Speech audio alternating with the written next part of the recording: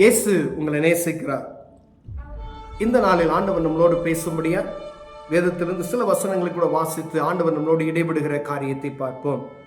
அது யாக்கோபின் புஸ்தகம் 3வது அதிகாரம் 2, 3, 4, 5, 6 வசனம் இப்படியாக சொல்லுகிறது. நாம் எல்லோரும் அநேக விஷயங்களில் தவறுகிறோம். ஒருவன் சொல் தவறாதவனானால் அவன் பூரண புருஷனும் தன் சரீரம் முழுவதையும் கடிவாளத்தினாலே அடக்கிக் கொள்ளக்கூடியவனுமாய் இருக்கிறான். பிரியமானவர்களே, நாம் எல்லோரும் அநேக விஷயங்களில் தவறுகிறோம், சொல் தவறுகிறோம் என்று சொல்லப்படுகிறது. ஒருவன் சொல் தவறான பேச்சு மாறாதவனாய் இருந்தால் அவன் பூரண புருஷனாய் இருக்கிறான். அதாவது ஒரு வாக்கு கொடுத்துட்டா அந்த வாக்குக்கு ஏற்ற மாதிரி நடக்கக்கூடிய அநேக காரியங்கள் இருக்கிறது. அப்படிப்பட்டதான காரியங்களை ஒரு மனிதன் கடைபிடிப்பானாய், ஆனால் அப்படிப்பட்ட மனிதனை குறித்து ஆண்டவர் சொல்லுகிறார், அவன் பூரண புருஷனும் தன் சரீரம் முழுவதையும் கடிவாளத்தினாலே அடக்கிக் கொள்ளக்கூடியவனுமாய் இருக்கிறான் என்று சொல்லப்படுகிறது. பிரியமானவர்களே, கப்பல்களை பாருங்கள், குதிரைகளை நமக்கு கீழ்ப்படிந்திருக்கும்படிக்கு அவைகளில் வாய்களிலே கடிவாளம் போடுகிறோம். அவைகளுடைய முழு சரீரத்தையும் திருப்பி நடத்துகிறோம். ஒரு குதிரை இருக்குன்னு பார்த்தீங்கன்னா அந்த குதிரையை சாதாரணமாக அடக்க முடியாது. ஆனால் அதுக்கு கடிவாளம் என்பது சொல்லக்கூடிய அந்த கடிவாளத்தை போட்டதும் ஒரு சாதாரண அந்த கயிறு நிமித்தமாய் முழு அதை கட்டுப்படுத்துவதற்கு நமக்கு ஆண்டவர் கிருபை கொடுத்திருக்கிறார். ஒரு குதிரையை அடக்குவது அதே போங்க கப்பல்களையும் இது பூரா நமக்கு உதாரணமாக வேதத்தில் கொடுக்கப்பட்ட காரியங்கள். கப்பலை பாருங்க, அது பெரியதாக இருக்கிறது. பல 30,000 டன் 50,000 டன் சரக்குகளை ஏற்றி கொண்டு செல்லக்கூடிய ஒரு கப்பல் ஒரு சிறிய சுக்கானாலே அது எங்கு போகணும்னு நினைக்குதோ அந்த இடத்துக்கு போகக்கூடிய எளிமையான அந்த சுக்கான் நிமித்தமாக திருப்பப்படுகிறது. எவ்வளவு பெரிய காற்று வந்தாலும் அது என்ன புயல் வந்தாலும் எளிமையா அந்த சுக்கானால் திருப்பப்படுகிறதை நாம் பார்க்க முடிகிறது. பிரியமானவர்களே, அதே போல அந்த அவ்விடத்துக்கு நேராக மிகவும் சிறிதான சுக்கானாலே திருப்பப்படும். எப்படிப்பட்டதான அந்த காரியத்தை கடலுக்குள்ள கடந்து செல்வதற்கு ஆண்டவர் அந்த சிறிய சுக்கானாலே அதை கடந்து எந்த இடத்துக்கு போகணும்னு ஒரு மனிதன் நினைக்கிறானோ அந்த இடத்துக்கு கொண்டு போவதற்கு அவ்வளோ பெரிய கப்பலை ஒரு சுக்கான் திருப்பி விடுகிறது. அதே போல நம் நாமும் பாருங்க, சிறியதாக தான் இருக்கிறது. அந்த அவயத்தில் சிறியதான ஒரு பொருளாக இருக்கிறது. பெருமையானவைகளை பேசும் பாருங்கள். சிறிய நெருப்பு எவ்வளவு பெரிய காட்டை கொளுத்து விடுகிறது. நாவும் நெருப்பு தான். அது அநீதி நிறைந்த உலகம். நம்முடைய அவயங்களில் நாவானது முழு சரீரத்தை கரைப்படுத்தி ஆயுள் சக்கரத்தை கொளுத்து விடுகிறதாயும் நரக அக்கினியிலே கொளுத்தப்படுகிறதாயும் இருக்கிறது. நம்முடைய நாவு சின்னதா இருந்தும் பெருமையானவைகளை பேசும் என்று சொல்லப்படுகிறது. எல்லாம் ஒரு உலகப்புறமான ஒரு பொருளுக்கு ஒரே ஒரு சுக்கான் அப்படின்னு சொன்னா அதுல கண்ட்ரோல் பண்ண முடியுது. ஒரு குதிரையை ஒரு கடிவாளத்தினால கண்ட்ரோல் பண்ண முடிகிறது. ஆனா நம்முடைய நாவை எப்படி கண்ட்ரோல் பண்ண முடியும்? ஒரு மனிதன் நாவை சுத்தமாக அவன் பேச்சில் கவனமாக இருந்தால் அவன் முழு சரீரத்தையும் அடக்கி காத்துக் கொள்ளுகிறான் என்று சொல்லப்படுகிறது.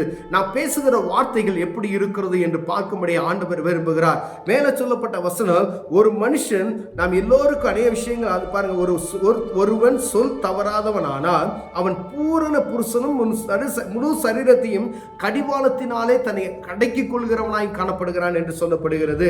பாருங்க, ஒரு சின்ன நெருப்பு காட்ட கொளுத்துறது போல ஒரே ஒரு வார்த்தை முழு சரீரத்தையும் கெடுத்துவிடும், அநேக சமாதானத்தை கெடுத்துவிடும். ஒரே ஒரு வார்த்தை தப்பா பேசிட்டோம் அப்படின்னு சொன்னா, அவளுக்கு இந்த இடத்துல ஒரு பொது இடத்துல தவறா பேசிட்டோமானால், ஒரு பேசும் பொழுது ஒரு வார்த்தை கூட்டி பேசிவிட்டோமானால் அது பெரிய சமாதான குலைச்சலாய் வந்துவிடும். குடும்பத்தில் பெரிய பிரச்சனைகளை உண்டாக்கிவிடும், சமுதாயத்தில் பெரிய பிரச்சனைகளை உண்டாக்கிவிடும். பிரியமானவர்களே, அப்ப பேசுகிற வார்த்தைகளை எவ்வளவு நிதானமாய் நாம் பேச வேண்டும் என்பதற்காக ஆண்டவர் நமக்கு கற்றுக் கொடுத்திருக்கிறார். வசனம் அப்படியாக சொல்லுகிறது, இங்கே ஒவ்வொரு நாளும் பேசும் பொழுது ரொம்பவும் ஜாக்கிரதை உள்ளவர்களாய் பேசும்படியாய் அநேக வார்த்தைகளை பேசுவதை காட்டிலும் சில வார்த்தைகளை கவனமாய் நிதானித்து பேசுகிறது சரி என்று வேதம் நமக்கு கற்றுக் கொடுக்கிறது. பிரியமானவர்களே, இந்த நாக்கு அநீதி உள்ளது என்று சொல்லப்படுகிறது. முழு சரீரத்தையும் கெடுக்கக்கூடிய ஒரு அவயமாய் காணப்படுகிறது. டக்குன்னு நாக்குக்கு நரம்பு இல்லைன்னு சொல்லுவாங்க, எப்படி வேணாலும் பேசும் அப்படின்னு சொல்லுவாங்க. பார்த்தீங்களா? அப்படி அல்ல. ஆண்டவருடைய பிள்ளைகளாகிய நாம் இப்படித்தான் நடக்க வேண்டும் என்கிறதை கர்த்தருக்கு பயந்து நாம் நடக்கணும். இந்த நாக்கில் எப்படி பேசணும், நாவை இழுக்கிறது எப்படி வேணாலும் பேசலாம் அப்படின்றதுக்கு அல்ல, இப்படிதான் பேசணும்ன்ற ஒரு சட்டத்திட்ட வரைமுறைகள் ஆண்டவர் நமக்கு கொடுக்கப்பட்டு இருக்கிறார். அதன்படி நாம் பேசி நடப்போமே நம்மை காத்துக்கொள்ள முடியும். ஒரு தீக்குச்சி காட்டை கொளுத்து விடுகிறது போல ஒரே ஒரு வார்த்தை பெரிய பிரச்சனை உண்டாயிரும். பெரிய தேசத்தின் அதிபதிகள் ஒரு வார்த்தை மாத்தி சொல்லிட்டாங்க அப்படின்னு சொன்னா எவ்வளவு பிரச்சனை அது ஆகும் என்பதை நாம் அறிந்திருக்கிறோம். அதே போலதான் நம் சரீரத்தில் காணப்படுகிற இந்த சிறிய அவயமான இந்த நாவு நாம் பேசும் பொழுது ஒரு வார்த்தை மாறி பேசிவிட்டோம் என்றால் சமாதானத்தை கெடுத்து விடும் பிரியமானவர்களே.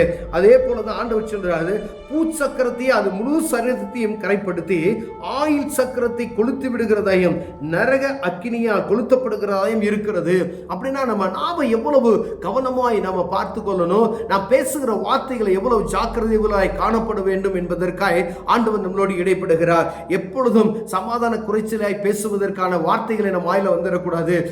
நீங்க ஒரு டீச்சரா இருக்கணும், நீங்க டீச்சரா இருந்துட்டு பிள்ளைகளுக்கு நம்ம பாடம் சொல்லி கொடுக்கும்போது அவங்களை வையும் போது திட்டுறீங்க அப்படின்னு வச்சுக்கோங்களேன். அப்ப அந்த ஒரு வார்த்தை தப்பா பேசிட்டா அப்படின்னு சொன்னா, பதறி பேசிட்டோம் அப்படின்னு சொன்னா அந்த பிள்ளைகளுடைய மனது பாதிக்கப்படும் என்பதை அறிந்திருக்கிறோம். வீட்டில் பதட்டத்தில் பேசப்படுகிற காரியம், பிள்ளைகளை திட்டும் பொழுது தப்பான வார்த்தைகளை பேசிட்டோம்னா அது நிமித்தம் ஆண்டவருக்கு நாம் கணக்கு கொடுக்கிறவராய் காணப்படுகிறோம். வேலை செய்கிற இடங்கள்ல நம்ம வேலை செய்கிறவங்கள்ட்ட கொஞ்சம் அதிகாரத்தில் இருக்கிறவங்க தப்பா பேசிட்டாங்க அப்படின்னு சொன்னா அந்த தப்பான வார்த்தை எவ்வளவு பெரிய பிரச்சனைகளை உண்டாக்கும் என்பதை ஒரே ஒரு வார்த்தை மாறிடுச்சு அப்படின்னு சொன்னா அந்த வார்த்தை நிமித்தம் அநேக பிரச்சனைகளை நம்ம சமாளிக்க எதிர்நோக்கி இருக்க வேண்டியவர்களாய் காணப்படும் பிரியமானவர்களே.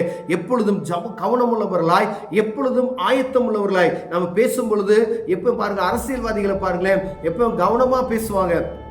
மேடைகளில் பேசும் பொழுது நிதானமாக நிறுத்தி, பெரிய அதிகாரிகள் பிரச்சார கூட்டங்களில் பேசப்படுகிறவங்க அவங்க பாட்டுக்கு பேசுவாங்க. ஆனால் ஒரு தலைவராக இருக்கப்பட்டவர் நிதானமாய் நிறுத்தி அவங்க பொறுமையாய் பேசுகிறது சரியா எப்படி பேசணும்னு சொல்லி கவனமாக பேசுவாங்க. அப்போ ஒரு உலகப்புறமான இருக்கக்கூடிய அதிகாரிகளும் உலகப்புறமான இருக்கக்கூடிய பெரிய தலைவர்களும் நிதானித்து கவனமாய் பேசுகிறார்கள். ஆனால் ஆண்டவருடைய பிள்ளைகள் நாம் எப்படி பேசுகிறோம்? பதட்டத்தில் பேசுகிறோமா, இல்லை கவனமாய் ஞானமாய் விவேக காத்திருந்து பொறுமையோடு பேசுகிறோமா என்பதை பார்க்கும்படி ஆண்டவர் உங்களோடு என்னோடு இடைப்பட்டு கொண்டு இருக்கிறார். பிரியமானவர்களே, இந்த நாவுக்கு நாம் கொடுக்க வேண்டிய முக்கியத்துவம், இந்த நாவு ஒரு மனிதனை தீட்டுப்படுத்தி விடும், இந்த நாவு ஒரு மனிதனை குற்றப்படுத்தி விடும், இந்த நாவு ஒரு மனிதனை புண்படுத்தி விடும். தீயினால் சுட்ட புண் உள்ளாராது, நாவினால் சுட்ட வடு அப்படின்னு சொல்லுவாங்க பார்த்தீங்களா. ஒரு நெருப்புல சுட்ட புண் வந்து உடம்புல என்ன செஞ்சிருமா, அது ஆறிடுமா. ஆனா வாயினால ஒரு மனுஷனை நம்ம திட்டும் பொழுது அந்த திட்டக்கூடிய அந்த வார்த்தைகள் ஒரு மனிதனுடைய புண்படுத்தி கொண்டே இருக்குமா, அந்த மனிதனை வேதனையை உண்டாக்கி கொண்டே இருக்கும் என்று அந்த குரல் சொல்லுகிறது. பிரியமானவர்களே, அப்ப ஒரு வார்த்தை யார்ட்டையாவது பேசணுமா, அவங்க இருதயத்தை பாதிக்குமா, பயங்கரமா பாதித்து விடுமா. பெண்களை ஈஸியா ஒரு வார்த்தை ஏதாவது சொல்லி திட்டிட்டீங்க அப்படின்னு சொன்னீங்கன்னா அவங்க இருதயம் அப்படியே மனசுக்குள்ள வச்சு அதை அப்படியே புழுகி கொண்டு இருக்கிறதை நாம் பார்த்துக்கணும். யாராவது ஒரு அதிகாரி ஒரு வேலை செய்யறவங்களை திட்டாங்க அப்படின்னு சொன்னா அவங்க இருதயத்துக்குள்ள வெளியில சிரிச்சாலும் உள்ள என்ன செய்யும், அந்த பாரம், இப்படி சொல்லிட்டாங்களே இப்படி சொல்லிட்டாங்களே அப்படின்னு சொல்லி. அப்ப ஆண்டவருடைய பிள்ளைகள் இப்படித்தான் பேச வேண்டும், இப்படித்தான் நடந்து கொள்ள வேண்டும் என்பதை ஒவ்வொரு நாளும் கவனித்து யூகித்து பேசும்படி ஆண்டவர் உங்களோடும் என்னோடு பேசுகிறார். பிரியமானவர்களே, நம்ம வீட்டில் இருக்க சின்ன பிள்ளைகிட்ட பேசினாலும் சரி, நம்ம வீட்டில் ஃபேமிலியில் பெரியவங்ககிட்ட பேசினாலும் சரி, ஒரு ரட்சிப்பின் கூட்டத்தில் இருக்கக்கூடிய பொது மேடைகளில் பேசினாலும் சரி, ஒரு பெரிய சபையில் பேசினாலும் சரி, வார்த்தைகளை கவனமாய் பேசணும். கோபம் வரும், எல்லா மனிதனுக்கும் கோபம் வரும். ஆனால் அந்த கோபத்திலையும் எவ்வளவு கவனமாய் இருக்கணும், வார்த்தைகளை விட்டுவிடக்கூடாது என்பதற்காக ஆண்டவர் நம் நாவை கடிவாளத்தினாலே அடக்கி காத்து கொள்ளக்கூடிய ஒரு கிருபையை வைக்கும்படி ஆண்டவர் விரும்புகிறார். ஒரு மனிதன் தன் கடிவாளத்தினாலே அவன் அடக்கி காத்துக் கொள்கிறான் என்ற மேல் வசனம் நமக்கு சொல்லப்பட்டது.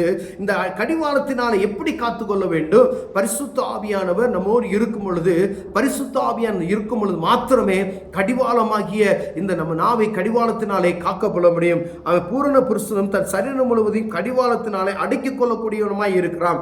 பூரண புருஷன் என்று சொல்லப்படுகிற ஒரு மனிதன் கடிவாளத்தினாலே தன் முழு சரீரத்தையும் அடக்கி காத்துக் கொள்கிறவராய் இருக்கிறான். அப்போ ஆண்டவராக இயேசு கிறிஸ்துவை ஒரு மனிதன் தரித்துக் கொள்ளும் பொழுது, பரிசுத்த ஆவியானவரை தரித்துக் கொள்ளும் பொழுது தன் முழு சரீரத்தையும் அவர் கண்ட்ரோலுக்குள்ள வைத்துக் கொள்கிறதை நாம் பார்க்க முடிகிறது. பிரியமானவர்களே, அப்ப பதறி பேசுகிற அனுபவம் வராது. எந்த ஒரு காரியம் மேற்கொண்டு நம்மளை மீறி நடக்காதபடிக்கு பரிசுத்த ஆவியானவர் நம்மை காத்துக் கொள்வார். எப்பொழுதும் பரிசுத்த ஆவியானவர் நம்ம தரித்துக் கொள்ளும் பொழுது, தேவ பிரசன்னத்தில் இருக்கும் பொழுது நாம் பதறி பேசுகிற அனுபவங்கள் யாரையும் குற்றப்படுத்தாதபடிக்கு, மற்றவர்களை தவறி பேசிவிடாதபடிக்கு எப்பொழுது ஆவியானவர் நமக்கு நின்று துணை செய்வார். ஏன்னா நம்மை கரைப்படுத்த வழிநடத்துகிற அநேக காரியங்கள் நம்ம சுத்தி இருக்கிறதை பார்க்க முடிகிறோம். உங்க பேச்சு லேசா கேளிக்கையா பேச்சுட்டீங்கன்னா அப்போ உங்களை என்ன செஞ்சிருவாங்க, அவமானப்படுத்திடுவாங்க. சாதாரணமா ஒரு நீங்க ரட்சிப்பின் அனுபவத்தை பெற்றுக்கொண்டு ஆண்டவர் பிள்ளைகள் இவர்கள் கிறிஸ்தவர்கள் என்பதை உலகம் பார்த்து கொண்டு இருக்கிறது, இதெல்லாம் இவங்க செய்ய மாட்டாங்க என்பதை உலகம் பார்த்து கொண்டு இருக்கிறது. ஆனா நீங்க கூட்டமா எல்லாம் ஜாலியா பேசிட்டு இருக்கும் போது வாய் தவறி ஒரு வார்த்தை விட்டுட்டீங்கன்னா உங்களுடைய முழு உடைய அந்த உங்க கேரக்டரை என்ன செஞ்சிடும், அது கெடுத்து விடும் பிரியமானவர்களே. அப்ப எவ்வளவு ஜாக்கிரதையா எந்த இடத்துல எப்படி பேசணும் என்பதை பார்த்து பேசும்படி ஆண்டவர் விரும்புகிறார்.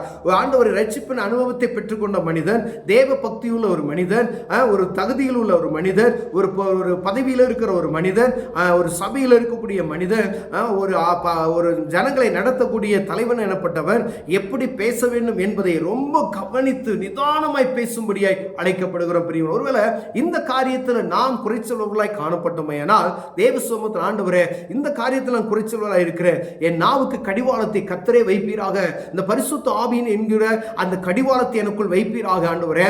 நான் பேசும் பொழுது என்னுடைய முழு சரீரத்தையும் கட்டுப்படுத்துகிற இந்த கடிவாளத்தினால் என்னை கடைக்கு காத்துக்கொள்வீராக என்று நாம் கேட்போமையினால் ஆண்டவர் இந்த பரிசுத்த ஆவியை கண்ட்ரோல் பண்ணுகிற பரிசுத்த ஆவியான நமக்கு கொடுப்பார். அவர் நம்மை கண்ட்ரோல் பண்ணி வழி நடத்துவார். பிரியமானவர்களே, கண்களை மூடுவோம், ஜெபம் செய்வோம். அன்பின் தவனே, பரிசுத்த ஆவியானவர் கண்ட்ரோல் பண்ணி எங்களை நடத்துவதற்கு தேவன் உதவி செய்வீராக. எங்கள் சரீரத்தையும் எங்கள் நாவையும் கண்ட்ரோல் செய்வதற்கு ஆண்டவரே, ஒரு கப்பலுக்கு எப்படி ஒரு சுக்கான் இருக்கிறதோ, ஆண்டவரே ஒரு குதிரைக்கு எப்படி ஒரு கடிவாளம் இருக்கிறதோ, மனிதனாகி எங்களுக்கு ஆண்டவர் பரிசுத்த ஆவி என்னும் கடிவாளத்தை எங்களுக்கு கொடுப்பீராக. அந்த கடிவாளத்தின் நிமித்தம் எங்கள் சரீரத்தை அடக்கிக் கொள்வதற்கும் எங்கள் பேச்சுகளை காத்துக் கொள்வதற்கு கிருபை பாராட்டுங்க. இயேசுவின் நாமத்தில் பிதாவே, ஆமென்.